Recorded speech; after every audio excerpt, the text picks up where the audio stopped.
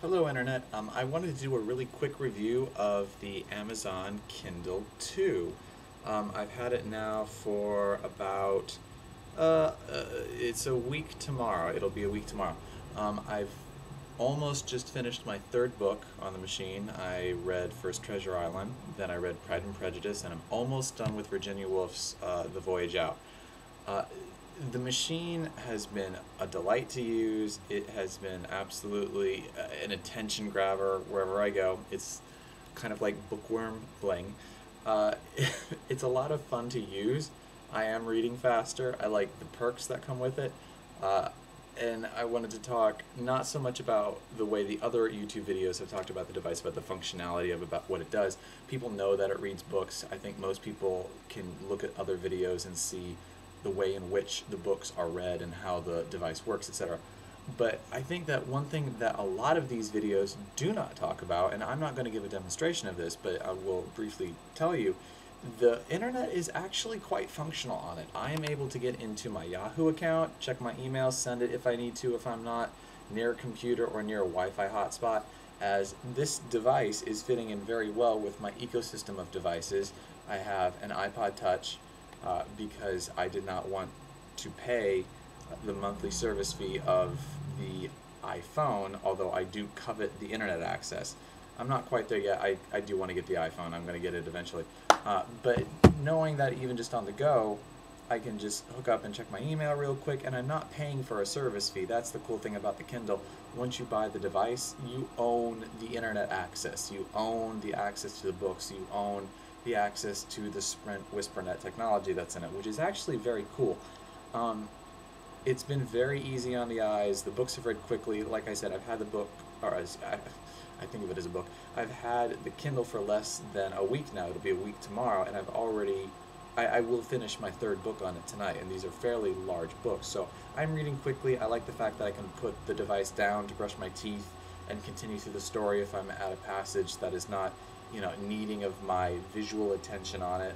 Wolf, I have not used the reader, the voice that does the reading to you, as much as the other books, because Wolf, you can't really do that as much unless you're in a situation where you're in a passage that they're just talking about, a description of something that doesn't require you to look at the words.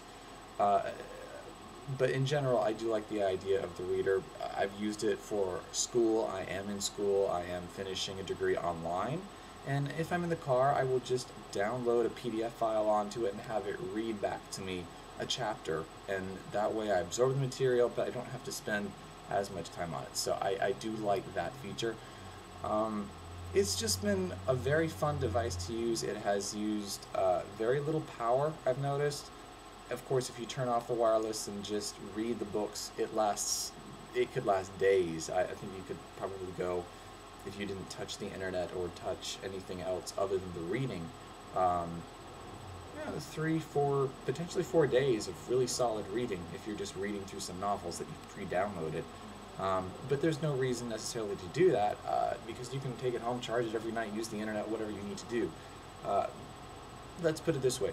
The device is very, very clean, very sleek. It works very well. Very minor software glitches here and there, but nothing that I would even consider of note. Just, I want to let you know that I have been on a page, and then it has suddenly refreshed the screen and left the novel, and then I had to jump back in a chapter to where I was before. But I like the idea of percentages, because I can just jump percentage-wise in the book to where I was before. And I think I've done that maybe once. Twice. I think I've done it twice. On a scale of 1 to 10, it's hard to rank the device because it's changed my reading habits. It's given me service like, watching television and hearing an author that you're interested in and that you might potentially pick up but wouldn't normally do it. I can download the first chapter, read that first chapter, leave it if I'm not ready to dive into it until I'm done with another project. That is very nice. But in general, the internet connection was at first the selling point to me, to buy it up front and never have to worry about dealing with a service fee. That is a huge feature which I don't think that Amazon really exploits enough in the selling of the product. They're basically presenting it as a book. and as a way to get books. And that's what it is, more or less. But you can go to most functional parts of the internet that don't require video or intensive JavaScript or anything like that, and still get around fairly well.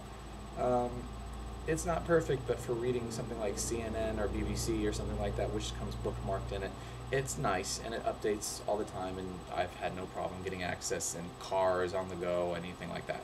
On both sides of the hill here in Los Angeles, no problem.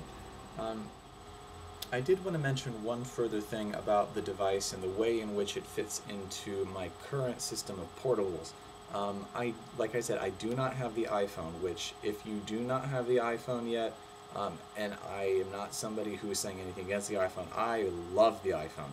I don't have it, I have the iPod Touch, which I got at the time because I was still on a Verizon contract, and I still am at this point, because I had just renewed it when the iPhone came out, and I wasn't going to pay $200 to get out of my contract or etc.